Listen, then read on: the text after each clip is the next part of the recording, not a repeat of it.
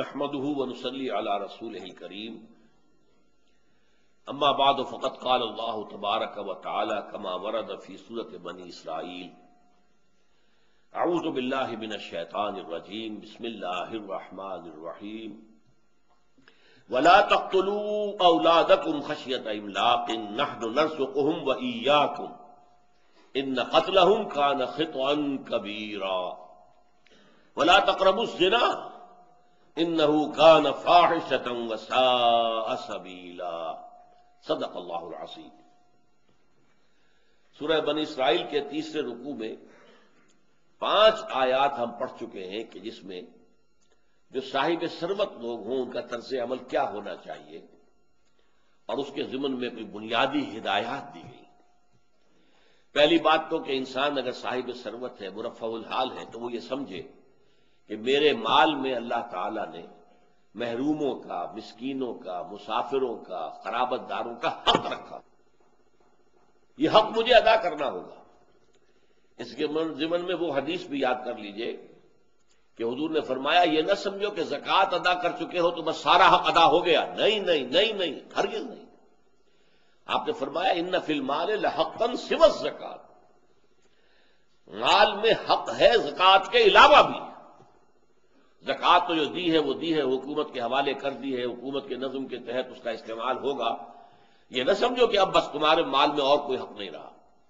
ان فی المال لحقا سوى الزکوٰۃ، زکوٰۃ کے علاوہ بھی حق ہے۔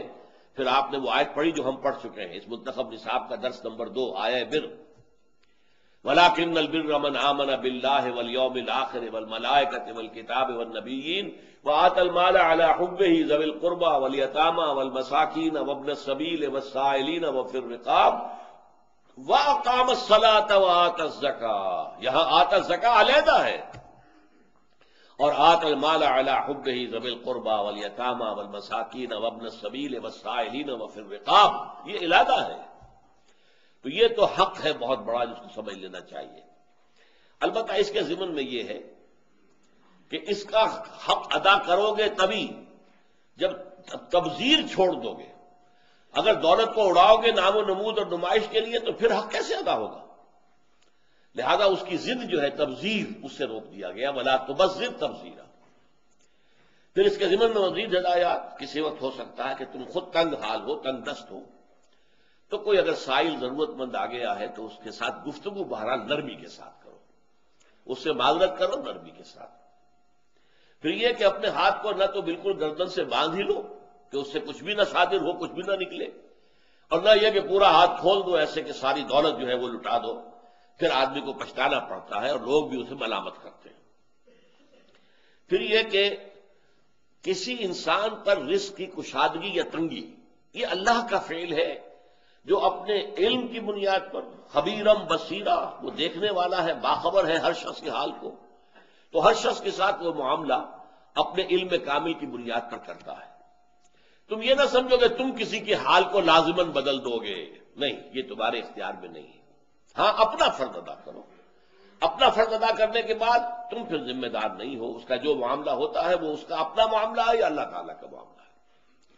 اب اس کے ضمن میں آخری شے جو رہ گئی تھی وہ یہ ہے کہ ایک معاشرے میں اجتماعی طور پر بھی یہ صورت پیدا ہو جاتی ہے کہ اگر تنگ دستی ہے، غربت ہے، فقر ہے، تو لوگ اولاد کو قتل کرنا شروع کر دیتے ہیں کہ ان کو کیسے کھلائیں گے، ہمارا اپنا پیٹ نہیں بھر رہا، ان کا کیسے بھریں گے۔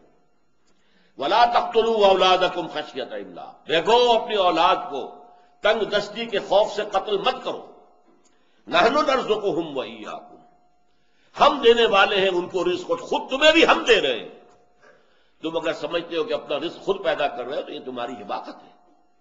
یہ تو ہم ہیں جو ایشو کرتے ہیں اللہ تعالیٰ کے خزانوں میں سے، اللہ تعالیٰ جو ہے وہ دیکھ بھال کر کے ایشو کرتا ہے، یہ اپنی جگہ پر اس کی حکمت ہے، کبھی زیادہ کبھی کم، لیکن اس خوف سے کہ ان کو کون کھلائے گا، کون پلائے گا، کون ذمہ داریاں پوری کرے گا، اپنی اولاد کو قتل نہ کرو۔ اس آیہ مبارکہ کے بارے میں ذرا غور سے سوچ لینا چاہیے کہ قتل اولاد ایک تو یہ ہے کہ بچے کو پیدا ہونے کے بعد قتل کیا جائے۔ ان کے ہاں یہ معاملہ خاص طور پر لڑکیوں کے لیے ہوتا تھا، لیکن اس کا محرک دوسرا تھا۔ لڑکیوں کو وہ قتل کرتے تھے اپنی غیرت کے غلط تصور کے تحت کہ ان کی شادی ہوگی اور کوئی ہمارا داماد بنے گا، یہ ہمارے لیے ہمیں قطعاً قابل قبول نہیں. تو یہ ان کی جہالت کا معاملہ تھا. لیکن ایک شکل یہ بھی تھی کہ صرف فقر کی وجہ سے وہ لڑکا لڑکی کوئی بھی ہو اسے قتل کر دیتے تھے. ایک شکل یہ ہے جو آج کی دنیا میں چل رہی ہے، وہ قتل ہے لیکن پیدائش سے قبل ایبارشن کی شکل میں ہے. مختلف اس کے جو انداز اختیار کیے جا رہے ہیں اور یہ بالکل حرام ہے. ایک تو معاملہ یہ ہے کہ آپ منع حمل کی تدابیر اختیار کریں، کنٹراسیپٹوز کو یوز کریں، اس کا معاملہ مختلف ہو جائے گا. اگر عورت کی صحت کی وجہ سے ضروری ہے یا اپنے عام حالات کے تحت بھی آپ سمجھتے ہیں کہ ذرا اولاد کے درمیان وقفہ رہنا چاہیے، تو بچے کا حق بھی تبھی ادا ہوتا ہے. وہ ماں کا دودھ پی سکے پوری مدت تک، اگر اس سے پہلے وہ حاملہ ہو جائے گی تو وہ دودھ نہیں، بچہ جو محروم رہ جائے گا. تو یہ حکمت بھی ہے اس کے اندر، اور ہمارے پچھلے معاشرے کے اندر اس کے لیے اہتمام ہوتا تھا. لڑکی جو ہے وہ ولادت کے بعد کافی عرصے اپنے میکے میں رہتی تھی، وہ سسرال میں آتی نہیں تھی. بچہ پیدا ہوا اس کے بعد وہ وہاں رہے گی. یہاں تو اب ایسا ہو گیا ہے کہ عین وہ جو 40 دن ہوتے ہیں نفاس کے، ان کے دوران بھی وہ حمل ٹھہر جاتا ہے، اور 9-10 مہینے کے بعد ہی اگلے بچے کی آمد ہو جاتی ہے. اس لیے کہ وہی ہیں، گھر کے اندر ہی ہیں، اور ظاہر بات ہے کہ انسانی نفس کا ایک تقاضا ہوتا ہے، وہ پورا کر بیٹھتے ہیں. غلط ہے، گناہ ہے، کر بیٹھتے ہیں. اس حوالے سے یہ کہ ایک نیچرل جو ہے وہ برتھ کنٹرول جو ہمارے معاشرے میں پہلے ہوتا تھا وہ اب ختم ہو چکا ہے. لیکن یہ ہے کہ اس میں یہ کنٹراسیپٹوز کے استعمال کی حد تک کوئی حرام والی بات نہیں ہے، اگرچہ اس کے پیچھے جو فلسفہ ہے، مالتھوس کی جو تھیوری تھی کہ آبادی اس حساب سے بڑھ رہی ہے اور ہمارے جو ذرائع ہیں رزق کے، خوراک کے، وہ محدود ہیں. اب اس حوالے سے ایک پوری تحریک چلانا، کنٹراسیپٹوز کی جو ہے عام لوگوں کے اندر جو ہے اس کی جو اویئرنیس ہے، اس کی آگاہی ہے، وہ پورا کر دینا، جس سے کہ پھر نوجوان ہو سکتا ہے غلط راستے پر پڑے. اور اس کے اندر جو ہے خطرہ ہوتا ہے نوجوانوں کے اندر. ایک نوجوان لڑکی ہے، وہ بچاتی ہے اپنے آپ کو، چاہے یہ کہ اس کا کوئی قریبی تعلق محبت بھی ہو گئی ہے کسی نوجوان سے، پھر بھی ڈرتی ہے کہ اگر کہیں وہ عمل ہم نے کیا تو میں اگر حاملہ ہو گئی تو کیا بنے گا. تو یہ ساری چیزیں جو ہے، لیکن کنٹراسیپشن کے بعد پھر اس کا اطمینان ہے، اس لیے کہ حاملہ تو میں ہوں گی نہیں. تو اس کے اخلاقی مضرات موجود ہیں، لہذا اس کو روکنا چاہیے، اور زیادہ فطری ذرائع سے یہ عمل حاصل ہونا چاہیے، نتیجہ حاصل ہونا چاہیے. لیکن شریعت میں حلال اور حرام بالکل جو ہے واضح ہے. کنٹراسیپٹیو میتھڈز، منع حمل کی تدابیر اختیار کرنا حرام نہیں ہے. اس کے لیے احادیث موجود ہیں کہ عزل کی حضور نے اجازت دے دی تھی، اگرچہ آپ نے کراہت کے ساتھ اجازت دی. ایک جنگ کے موقع پر بہت سی لونڈیاں مال غنیمت میں مسلمانوں کے ہاتھ میں آ گئی، تقسیم ہو گئی سب کے درمیان. اب وہ سب چاہتے تھے کہ ان سے تمتع کریں، ان سے جنسی رابطہ قائم کریں، لیکن یہ بھی ڈرتے تھے اگر وہ حاملہ ہو گئی تو حاملہ ہونے کے بعد قانون یہ تھا کہ پھر آپ اس لونڈی کو بیچ نہیں سکتے. اس کے ہاں بچہ ہو جائے گا، وہ ام ولد ہو جائے گی. اب وہ عام لونڈی نہیں رہی، اس کا نام ہوگا ام ولد. وہ اب ہمیشہ آپ ہی کے پاس رہے گی، اسے آپ بیچ کر پیسے کھڑے نہیں کر سکتے. تو حضور صلی اللہ علیہ وسلم کے پاس صحابہ آئے باز کہ حضور یہ صورتحال ہے، ہم چاہتے ہیں ان سے تمتع کرنا، لیکن یہ اندیشہ بھی ہے، کیا کریں ہم؟ آپ ہمیں اجازت دیں کہ ہم عزل کر لیں. اب عزل جو ہے اسے آج کل کہتے ہیں کوائٹس انٹرپٹس. جنسی عمل پورا ہے لیکن انزال سے پہلے مرد جو ہے علیحدہ ہو جائے، تاکہ انزال جو ہے وہ باہر ہو، عورت کے اندام نہانی کے اندر نہ ہو. تو حضور نے فرمایا جس روح کو آنا ہے دنیا میں وہ آ کر رہے گی، تم کچھ بھی کر لو. انہوں نے پھر بھی اصرار کیا کہ حضور ہمیں اس کے لیے اجازت. آپ نے کہا ٹھیک ہے یہ کر سکتے ہو تم. تو اس سے نتیجہ یہ نکلا کہ جو بھی کنٹراسیپٹیو میتھڈز ہیں وہ استعمال کیے جا سکتے ہیں. البتہ ایبارشن یہ قتل اولاد ہے. اور اس کے ضمن میں واقعہ یہ ہے کہ میں نے داد دی تھی، تحسین دی تھی. پوپ جو ہے اس وقت کا، آپ کو معلوم ہے کہ یورپ میں، مغرب میں ایبارشن کو سمجھا جاتا ہے عورت کا حق ہے، عورت کا حق ہے.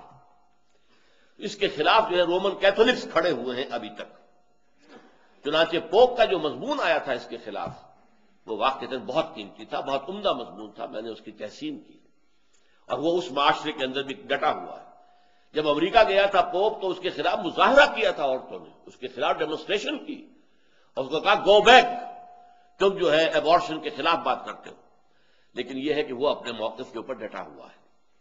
تو یہ ہے وہ معاملہ کہ ولا تقتلوا اولادکم خشیۃ املاق، اگر استقرار حمل ہو گیا ہے اس کے بعد کوئی کام اگر تم کرو گے تو وہ قتل اولاد کے ضمن میں آ جائے گا، جیسے کہ پیدا ہونے کے بعد قتل کر دیا، پیدا ہونے سے پہلے قتل کر دیا، اس میں فرق نہیں ہے۔ ولا تقتلوا اولادکم خشیۃ املاق نحن نرزقهم وإياکم، اب یہ ہے اصل شے، رزق کے خزانے تو ہمارے ہاتھ میں ہیں، اگر تمہاری آبادی زیادہ ہو جائے کہ ہمارے ذمے ہے، ہم پر واجب ہے رزق، لوگوں کا تمام جو بھی مخلوقات ہے ان کا رزق ہمارے ذمے ہے، ہم پہنچاتے ہیں، اور تمہیں اندازہ نہیں ہوتا کہ رزق کے کون کون سے خزانے کھل جائیں گے۔ کچھ عرصے پہلے تک ہمیں سی فوڈ کا کوئی اندازہ نہیں تھا، کس قدر خوراک اور کتنی عمدہ خوراک، ہر قسم کی برائی سے پاک، جس میں نہ کولیسٹرول ہے نہ کچھ اور ہے، نہایت عمدہ لحمن طریہ جسے قرآن مجید نے کہا، تازہ گوشت تمہیں سمندر سے ملتا ہے، سی فوڈ آج دنیا کے اندر وہ بہت ہی مقبول ہے، اور کس قدر جو سمجھیے کہ خزانے ہیں بالکل کہ جو ہمیں معلوم ہی نہیں تھے، نہ اتنے ڈیپ پانی میں جا کر کہیں مچھلیوں کو پکڑنے کا امکان تھا، وہ تو قریب قریب ساحل کے آس پاس چھوٹی چھوٹی کشتیاں جائیں، جال ڈالیں، پکڑ کے لے آئیں، یہ جو بڑے بڑے ٹرالرز جو ہیں وہ جاتے ہیں اور جا کر وہ ہزارہا من جو مچھلی جو ہے ایک ایک مرتبہ جو ہے کیچ کر کے لاتے ہیں، اس کو تو اندازہ ہی نہیں تھا پہلے، تو یہ دروازے اللہ کھولتا ہے۔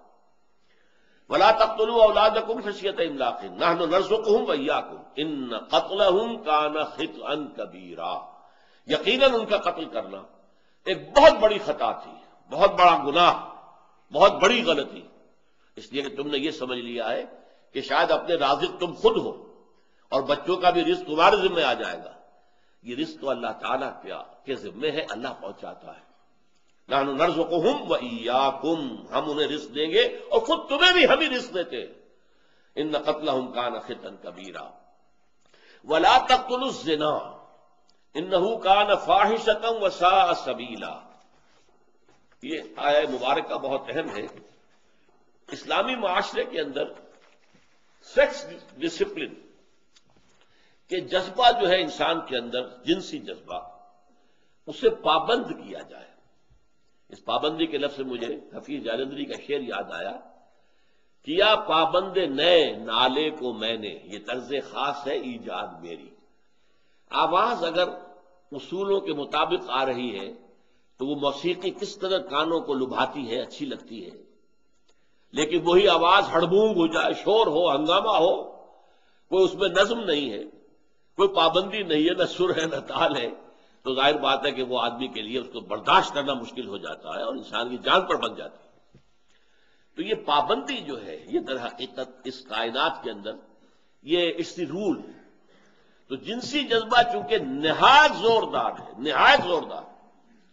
اب یہاں اس معاملے کے اندر میں یہ کہا کرتا ہوں کہ ہمارے جدید جو مفکرین ہیں، مغرب پرست خواتین اور مرد، وہ کہتے ہیں یہ تو مولویوں نے اتنا بڑا مسئلہ بنا دیا، انہیں سیکس ہی سیکس نظر آتا ہے، انہیں ہر عورت کو دیکھ کر سیکس یاد آ جاتا ہے، حالانکہ ہمارا تو یہ معاملہ نہیں ہے، حالانکہ بکواس ہے یہ۔ جس کو وہ کہتے ہیں کہ وہ بابا آدم ہے جدید سائیکالوجی کا، فرائڈ، اس کے نزدیک انسان کے داعیات و محرکات عمل میں موسٹ پاورفل، سب سے زیادہ قوی وہ جذبہ سیکس ہے۔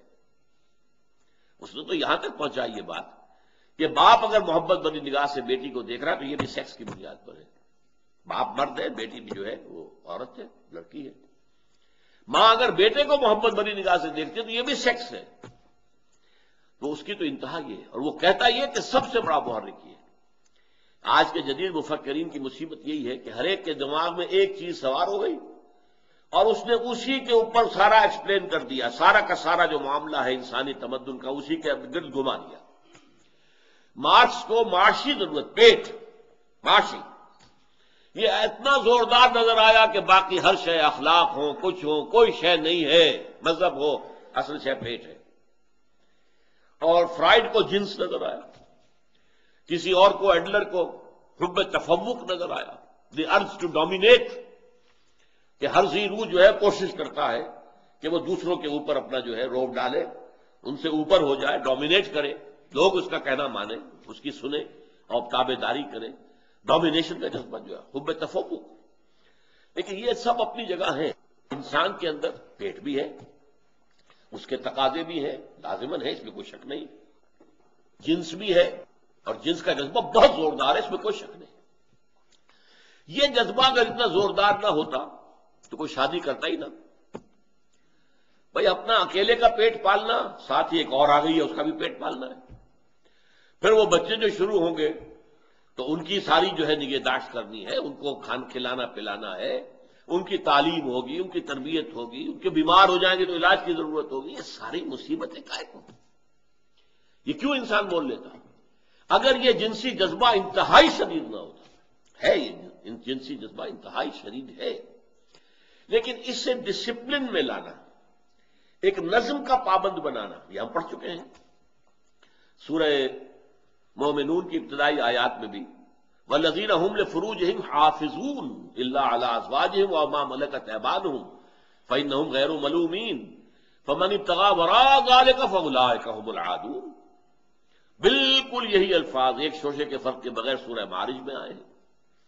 تو یہ جو سیکس ڈسپلن اسلام لانا چاہتا ہے، اب اس کے لیے یہاں پر در حقیقت جو اس کا ہدف ہے، مقصد کیا ہے، وہ ہے وَلَا تَقْرَبُوا الزِّنَا، زنا کے قریب تک نہ جاؤ۔ دیکھیے یہاں یہ نہیں کہا زنا نہ کرو، بڑا فرق ہو گیا اس میں۔ زنا نہ کرنا وہ تو ایک فعل ہے جو اپنی ایک انتہا کو پہنچے گا تو اسے ہم زنا کہیں گے، لیکن زنا کے قریب تک نہ جاؤ۔ زنا کے داعیات اور زنا کے مقدمات ہیں۔ نامحرم چہرے کو عورت کے دیکھنا ارادے کے ساتھ، ایک مرتبہ نگاہ پڑ گئی، دوسری مرتبہ آپ نے جان بوجھ کر دیکھا ہے، یہ بھی زنا ہے۔ حضور نے کہا یہ زنا العین ہے، یہ آنکھ کا زنا ہے۔ آپ نامحرم عورت کا جو بھی حسن ہے اس سے لذت لے رہے ہیں نگاہوں کے ذریعے سے۔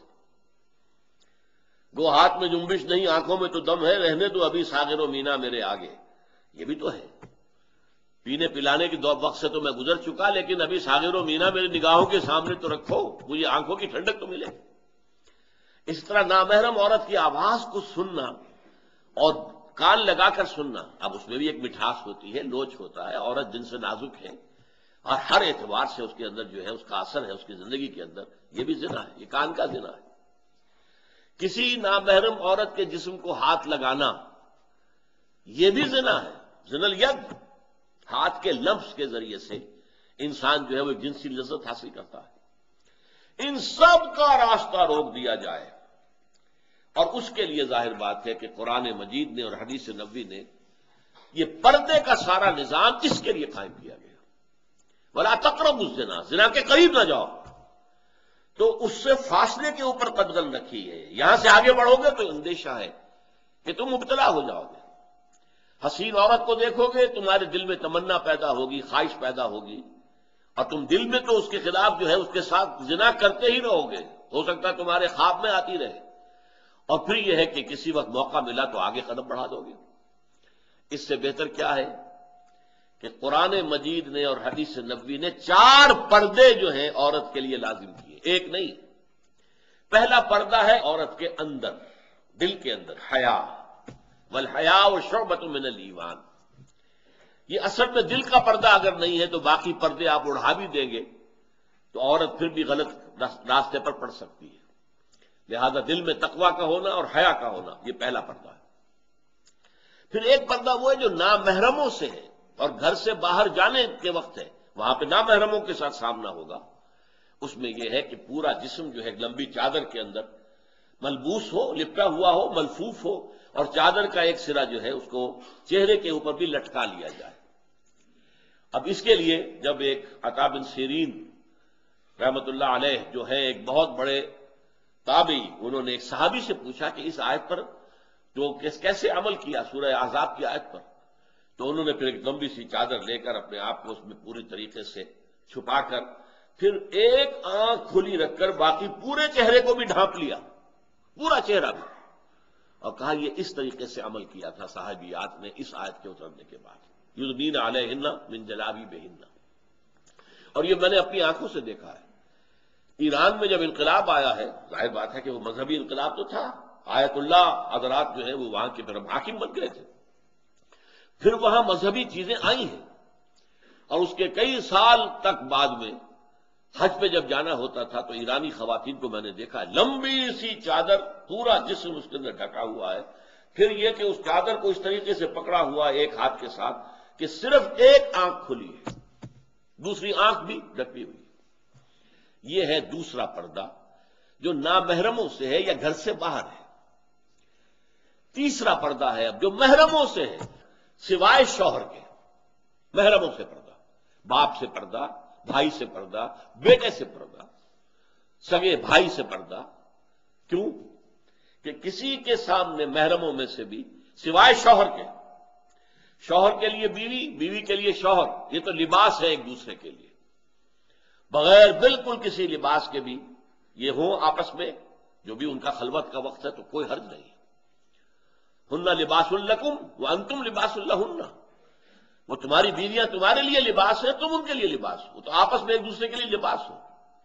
ان کے لیے کوئی ستر کا حکم نہیں ہے، لیکن ان کے سوا باپ ہو، بھائی ہو، بیٹا ہو، بھانجا ہو، بھتیجا ہو، کسے باشد جس کی لمبی فہرست دے دی گئی ہے سورہ نور کے اندر مکمل، ان کے سامنے بھی عورت آئے گی تو چہرہ تو کھلا ہوگا، ہاتھ کھلے ہوں گے، پاؤں کھلا ہوگا ٹخنے سے نیچے، باقی پورا جسم جو ہے وہ کورڈ ہوگا، اور لباس بھی ایسا کہ جو تنگ نہ ہو باریک نہ ہو، دو شرطیں پوری کر رہا ہو۔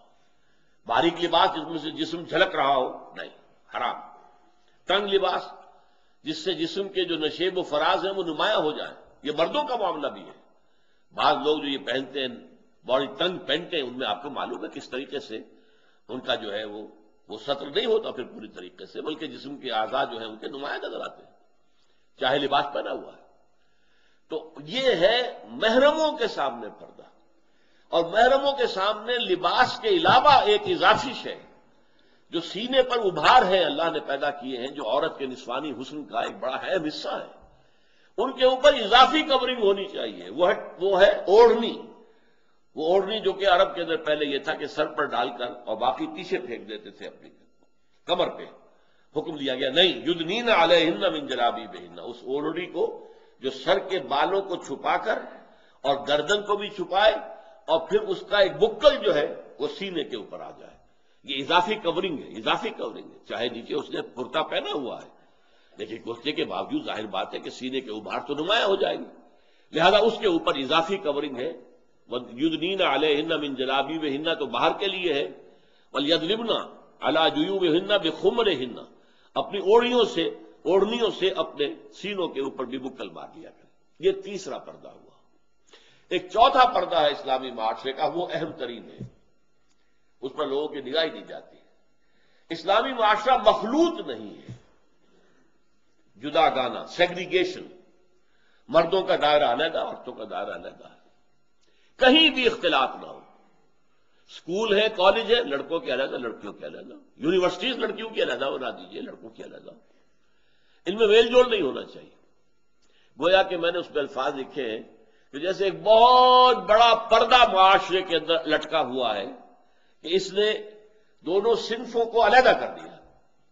مردوں کا ہسپتال ہے، مرد مریض، مرد ڈاکٹر، مرد نرسیں ہونی چاہیے، میل نرسز آرمی میں ہوتے ہیں، اور امریکہ وغیرہ میں بہت بڑا پروفیشن ہے یہ، کسی کو گھر پہ ضرورت ہے تو میل نرس وہ رکھ لیتا، ان کی پوری ٹریننگ ہے نرسوں والی۔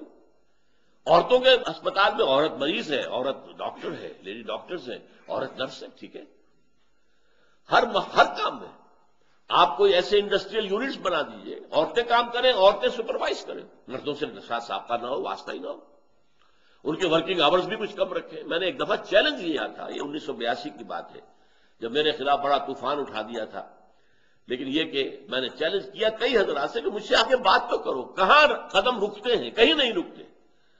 آپ معاشرے میں کاٹیج انڈسٹریز کو عام کر دیجئے، گھروں کے اندر عورتیں کام کریں، انہیں باہر نکلنے کی ضرورت ہی نہیں۔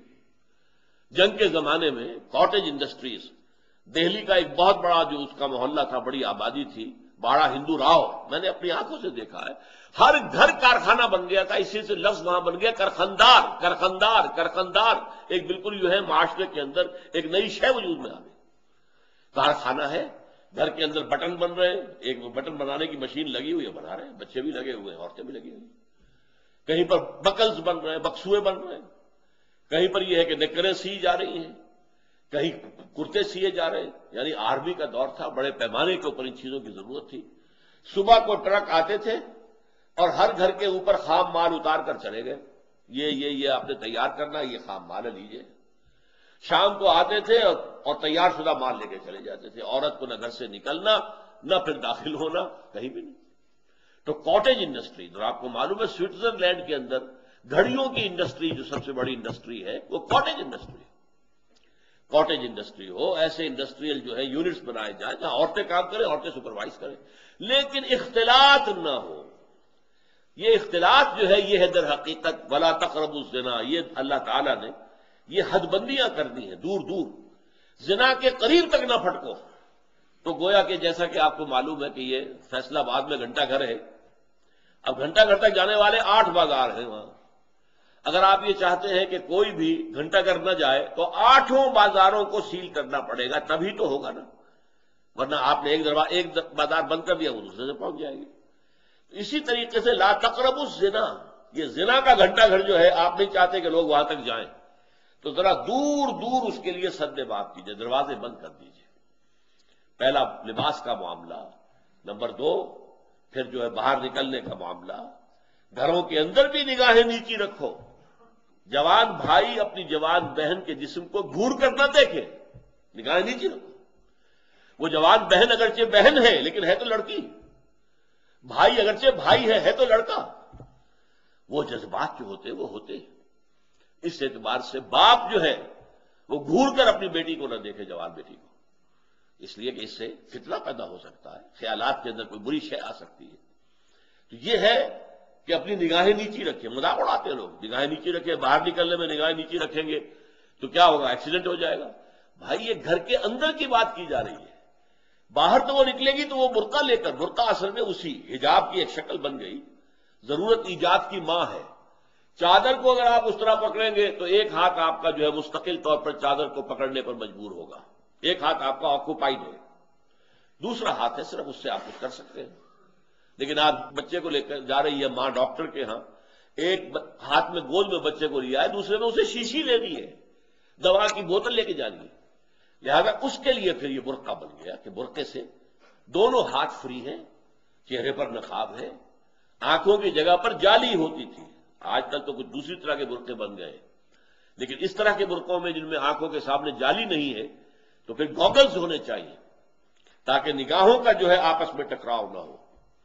ایک آنکھ کی ٹکراؤ کا جو ہے وہ نگاہوں کا ٹکراؤ نہیں ہوتا، ایک آنکھ سے میسج پاس نہیں کیا جا سکتا، یہ دونوں آنکھوں کا کام ہوتا ہے، اسی لیے ایک آنکھ چھپی ہوئی ہو اور ایک آنکھ جو ہے وہ بند ہو، یا پھر یہ ہے کہ دونوں آنکھوں کے اوپر گوگلز اگر پہن لیے تو اس سے یہ ہے کہ وہ فتنے کا راستہ بند ہو جائے گا۔ تو ان تمام راستوں کو بند کرنا مقصود کیا ہے، ولا تقربوا الزنا، زنا کے قریب تک مت جاؤ، انہ کان فاحشہ، وہ بہت ہی بے حیائی والا کام ہے، وساء سبیلا، اور بہت ہی برا راستہ ہے۔